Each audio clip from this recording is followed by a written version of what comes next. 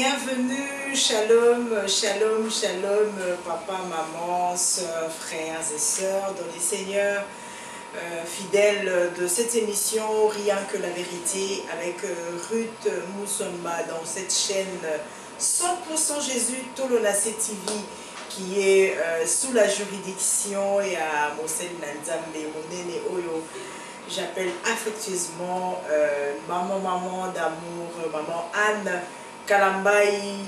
à qui je salue. Shalom maman et bon parcours à vous. Bon parcours et bonne journée, bonne soirée pour vous et à votre époux, le gardien du temple, le pasteur Carlos Kalambaï, Bino Kuna na France et puis na église Mema Mobimba Oezali Kokamba Malabino. En tout cas, shalom, shalom là-bas, Nzambe, Nyonso, au Bozakolanda Biso de partout. Merci à vous qui commentez cette émission. Merci à vous qui réagissez d'une manière ou d'une autre à travers les suggestions, des remarques, bien que ma remarque, monsieur Césalie, est un peu brute, un peu brutale, tout ça qu'on dit mango, mais je m'aimerais vraiment vous le redire que l'émission est conçue en Lingala. Il m'a reproche moi et belé, puis il m'a reproche un peu à moi, un peu déplacé. Pourquoi cette journaliste parle en Lingala? Toujours ça l'émission Rien que la vérité, cette émission est conçue en Lingala. Donc ne nous demandez pas à chaque fois de revenir en français parce que l'émission Oeza conçue en Lingala. Voilà, aujourd'hui, Tozongeli, moi si Mosel Nanzambe, où Tozalakine la fois dernière, maman Caro. Celle que vous connaissez, Boyokaye, Bomona payé, Boyoka, Bomona ba image, naïe belé et circula, et comme elle a mis au na étranger, maman Caro a répondu qu'il peut biso na émission, na biso après ça un autre son de cloche, na sujet oyo, comment on a nouvelle oyo et abattre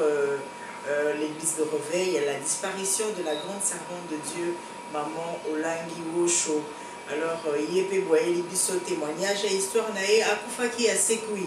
Alors, Tolanda qui première partie. Lelo, Ezali deuxième partie. Trokende Boye, je crois, na 4 ou 3 ou 4e partie, je ne sais pas. Selon Nenza Marosuna biso, selon Pétan. Parce qu'elle est vraiment une femme pleine dans la misala ya Nzambe, la misala ya Imorope na 4, on a Imorope professionnel. Donc, le cas de eu occasion. Mais je ne veux pas vous promettre que 3e, 4e partie, vous allez l'obut après l'obut. Non, non. Ceux qui vous l'ont dit première partie, vous allez deuxième partie, vous allez les sous 3e partie, jusqu'à ce que, à cause de temps, les sous parce qu'elle est beaucoup sollicitée. Voilà, maman Caro, les sous. Merci beaucoup pour la recevoir à Bissou les sous. Merci pour passer le temps au Lélo. Nous sommes vraiment gâtés. Shalom. Shalom, maman. Merci, merci, merci. Merci maman Langai, amen. Ngalaza vraiment mutu esengo parce que tu es sous grâce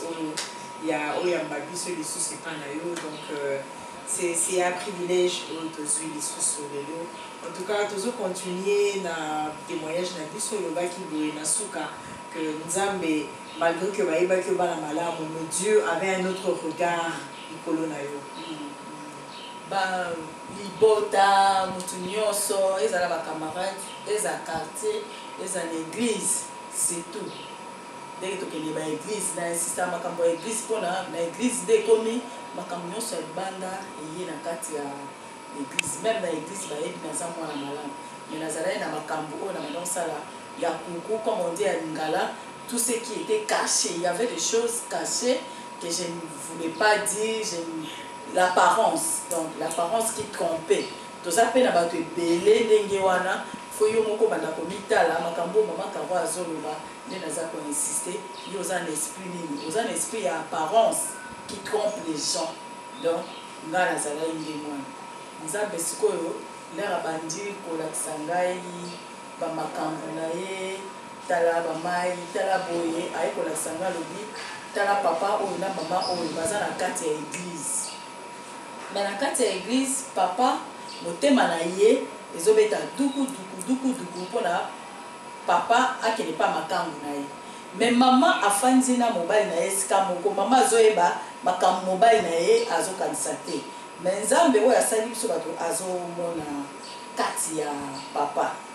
yango ayaki koloba na nga alobi yebisa bato ata ofandi na mutu mama Ruth ndengana yo tofandi yaya yo tofandi so mbalebo nayebi mutema na yo ata mukie te et je ne te connais même pas. Imaginez toi papa na maman baza na kati église papa na se mutema nzamba balakisanga tanga ye nazo tanga ye siko abitanga ye ndenge azo mutema na ye ezoloba na bima na kende na nini na bima na kende na église na kende pa ya makangu papa azoloba abima akende pa ya makangu na ye mama ayebi motema ya mobali na ye te nzambe alobi yebisa bango ata olalaka na mobali na yo mbetu moko ata ofandaka na bana na yo oyebi bango ata mokie te. Donc confiance na mutu ezalaka te ole totambola na mbonami personnel nde tolobalaka na mama det nayebi yo te yo mpo oyebi ngai te ndenge moko mpe nazoyebisa yo sikoyo mama. Donc eza ndenge wana ifo mutu nyonso ayeba yango ozali zala na mutu aye koloba lobi na se na moi bato baza ebele bazoloba bandimeli ngai me bandimeli ngai Jésus Christ te. Soko ondimeli ngai Jésus Christ oza deja na passeport na ngai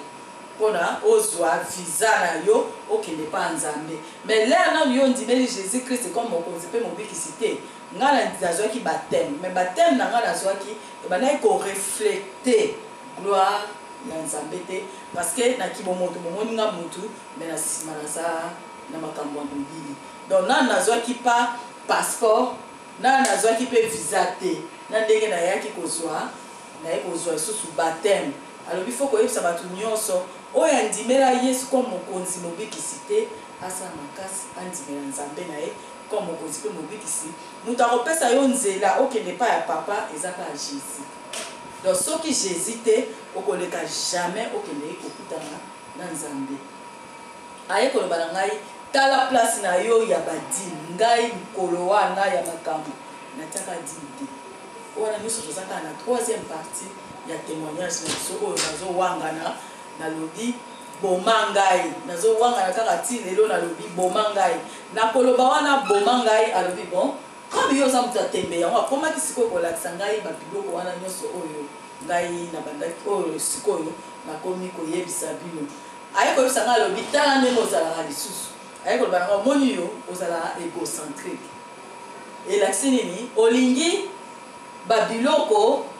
presque nyonso ezala mpona yo. Fo sikoyo koyebisa bato mutu oyo alingaka kokaba te mutu oyo apesaka baninga te aza mutu oyo epa nzambe aza na place te mpona olingi nyonso ezala tuto tu ya yo. alobi tala sikoyo awa nzoto na yo elali awa na mabele epa na ngai oye na eloko nini lete osola na nzambe nini ezali epa nzambe ka esprit na ngai ame na ngai ezali na place te esprit na ngai ezotelengana kaka esprit ya pamba asimbaki ame ezoyengayenga corps elali na mabele atuninga nzoto na yo yango elali na mabele oye na nini yango alobi na mokili il faut kokaba yango moni nakota na domaine na ngai je préfère aller voir les orphelins le veuve mutu nyonso oyo aza na problème dans l'affliction c'est là où je préfère partir ke nazala okangami nde wana balobi vraie religion sans tache ni rite yango wana aye koloba na ngai lisusu abi leki na yo oyo olandi ye oyo alandi yo leki na ngai oyo alandi ngai na nsima aza matata bien sûr lelo mpe abala soda na ye mais matata leki na ngai na tobanaka koloba na te mokolo oyo makambo na ngai wana nalalaka oyo alobi faut que ton corps ton âme soit irrépressible jour wana ebembelangi elalaka nazalaki mutu même pas naoyebisa bino nakoki koloba te directement en enfer na étant de feu nazela jugement mais mawa nzambe oyo esali ke naloba fonga naloba mpona yo mpe ozwa 1+ okoka kobika. alobi tala leki na yo ndenge oza awa yo na leki na yo kosololaka te ni bonjour pour te dire que ndenge osolisaka leki na yo te ngai mpe na yokaka ata yo te ata ndenge okendeka église oyembaka okombaka oza choriste je ne t'écoute pas oza même pas liboso na ngai parce que moyen eza te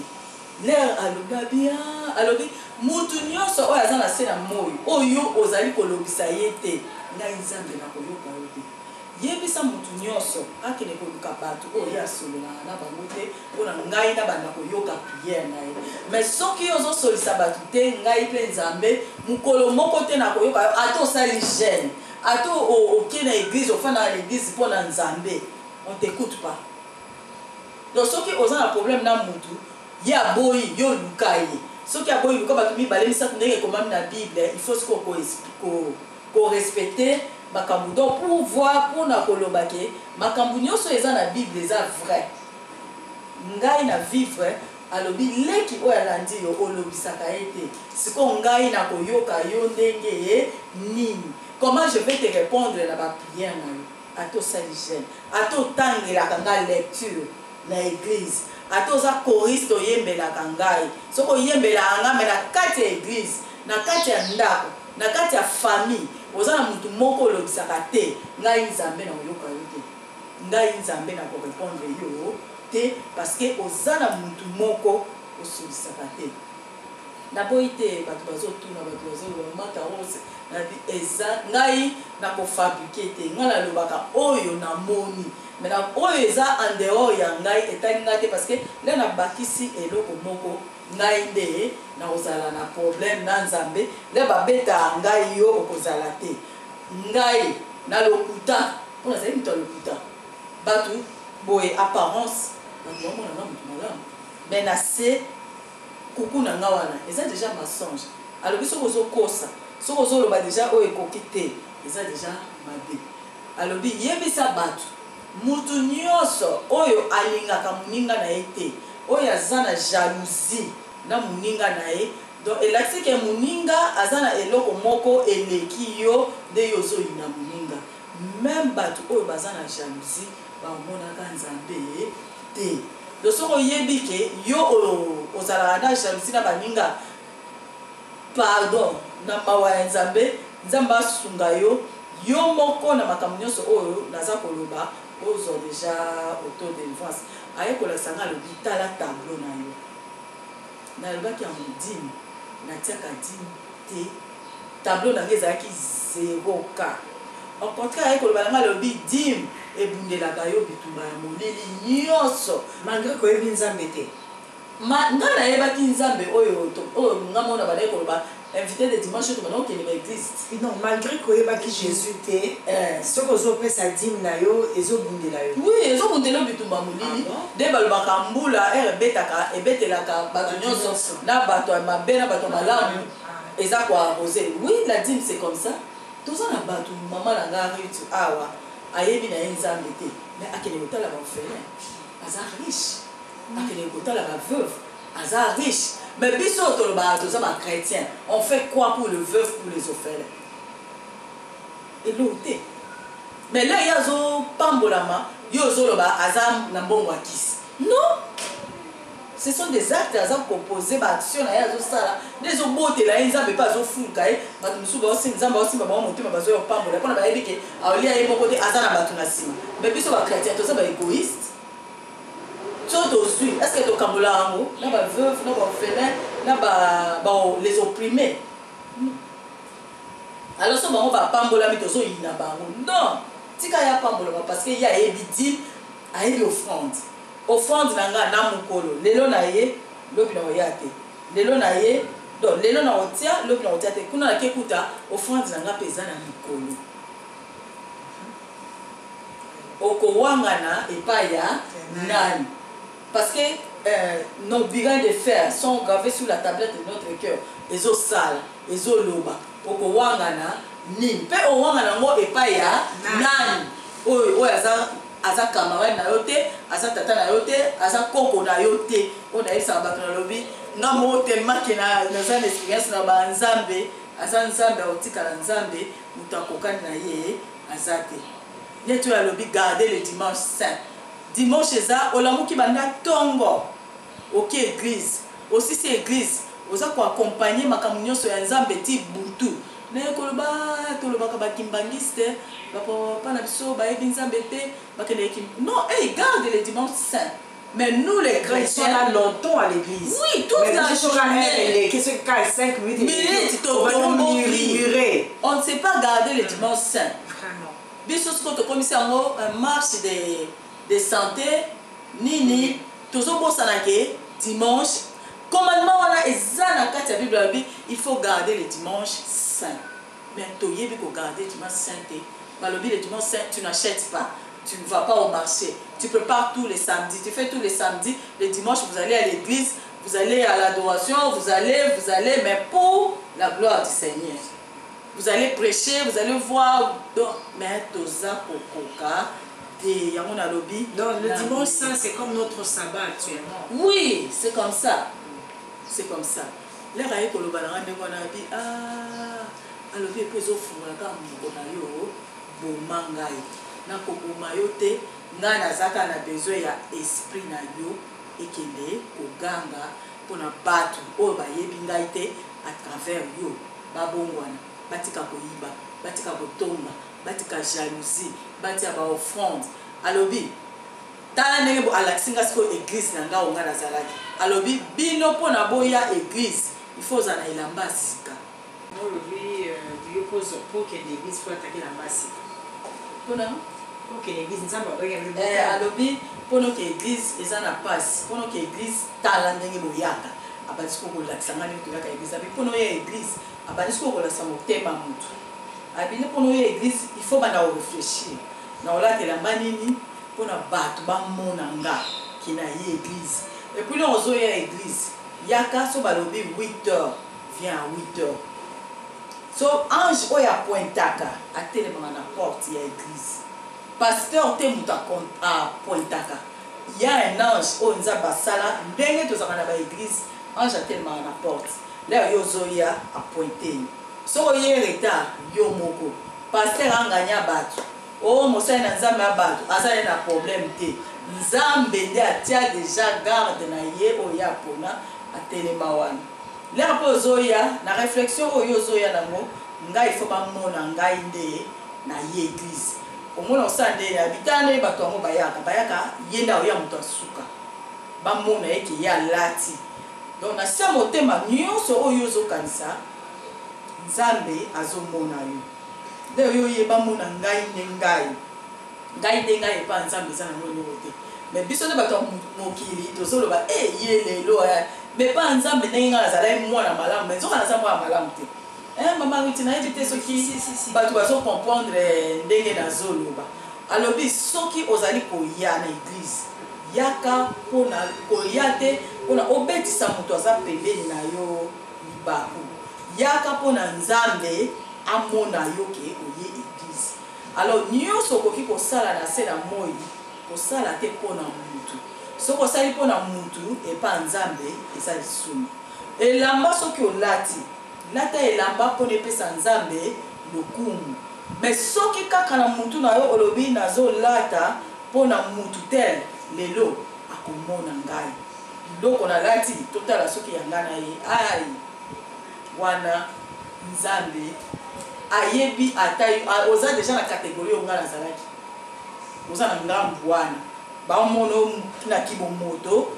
oza moto ozovivre mais là-bas tu es un homme mort ayi koloba na ngai boza na catégorie mibale ya bato nous avons un homme animal et puis boza na homme spirituel homme animal aza moto oyo azoyeba na ye ke eloko eza mabe mais ozosala kaka mabe donc oke na catégorie wana ndenge nga nazalaki maintenant homme spirituel aza moto oyo azoyoka maloba ya nzambe azoyoka nzambe azotosa nyonso oyo nzambe azoloba mais soki ozoyoka ozotosa te ondimeli nzambe te oke na catégorie wana ya homme animal donc oza na problème parce que makolo nyonso mibale ekoti na kati te eza mpe te kaka soki okolata soki ozosala likambo sala oka mpona église non eza na niveau nyonso eza na mosala eza na ndako eza na famille eza na église eza na quartier esika nyonso yo okose retrouver sala makambo ya malamu mpona esepelisa bato mais kosala te mpona moninga oyo aza pembeni na yo azoka wana directement mpona nzambe atalaka baposo na biso oyo te nyonso na église na ndako na quartier il faut ozala exemplaire mpona mutu oyo aza pembeni na yo soki mutu aza pembeni na yo abeti kaka libaku mpo na yo epa nzambe epesi deja mabe mpo epa nzambe eza kaka nzela mibale nzela malamu na nzela mabe yango soki oyo ifo mpona nzela ya malamu to nzela mabe mpona choix eza ya ngai te choix eza ya yo yango apesi homme animal homme spirituel donc yo moko okosala choix ya eloko oyo olingi aye koloba lobi ye ayaki te mpona se na moi akata ngambu ya mutu. C'est ce que Jésus m'a dit avec son esprit. Ayete pour akata ngambu ya mutu. Mutu akata ngambu ya mutu eza tata na ye. Albi, il est assis sur son trône pour gouverner ce monde avec justice et droiture et la fidélité de Dieu. Là, c'est lui Dieu. Mais lui, Jésus, il est venu sur la terre pour te sauver, pour me sauver. Pour tous les cas. C'est là, donc il n'est pas papa. Il y a un moment où même femme samaritaine, na kataka ngambu na ete na epse ko bandela lisusu mabete ya monga na se na moyo alo Jésus alobi aye ko kata ngambu ya mutu te mais aye ko sala ke biso to sala sauver par ye pour to ke pas papa un jour na banda ko oyo baza ko tongela oyo batongi oyo ba bombela biso ba dépôt wana oyo ba bombela biso kuna un jour to kuta yango aye ko balanga lisusu na se na moyo ndenge toza boye toza na 4 priorités na se na moyo. Toza na première priorité za relation na yo na Nzambe ezalaka ndenge nini. Relation na yo na Nzambe. Deuxième priorité ezali famille na yo na se na moyo. Troisième priorité za église. Donc église ministère eyaka na troisième priorité. Soki famille ezate, soki Nzambe aza na première. Donc d'abord relation na yo mutu na Nzambe. Deuxième priorité, ezali famille na yo parce que la première champ où est posé en Nzambe. Troisième priorité, c'est l'église. Quatrième priorité, c'est détente. Pour Nzambe attirer absolument c'est l'amour. Alors il faut mutu na mutu aye bakake nini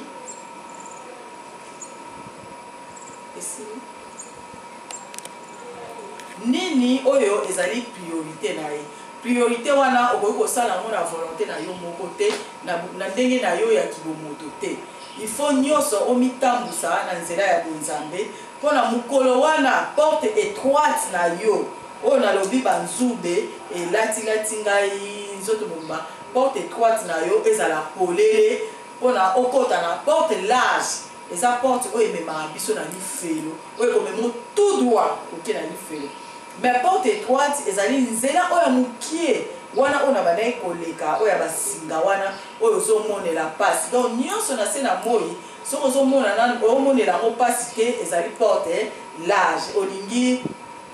bisengo ya mokili oboyi korenonce na mabele mais olingi omema mokongo epa na yo sikoyo epa ya Nzambe eza ndenge wana te. Aye koloba na ngai ndenge bozala boye na se na moi. Il faut koyeba ke mutu oyo aza pembeni na yo oconsidere ye na se na moi kozwa mutu pamba te mutu nyonso aza na valeur mpona ngai Nzambe soki natie na ndenge toza mokili mobimba de 5 continents mutu pamba aza te tant que ozovivre mutu wana aza na valeur so aza pembeni na yo aza na valeur ezala aza mwana moke liboso na Nzambe aza na valeur. Alors yo mutu ya mokili komona mutu pamba te alobi nayebisa mutu nyonso même un fou na rue même mutu aliboma oyo aza na bal komona ye mutu pamba te parce que nga Nzambe napesi nanu souffle de vie soki azoloba azotambola azali mutu oyo nga nayebi. Mutu oyo aza na valeur te eza mutu deja oyo akufi oyo aza ebembe corps na ye etikali eza suna ntina te ame na ye toyebi te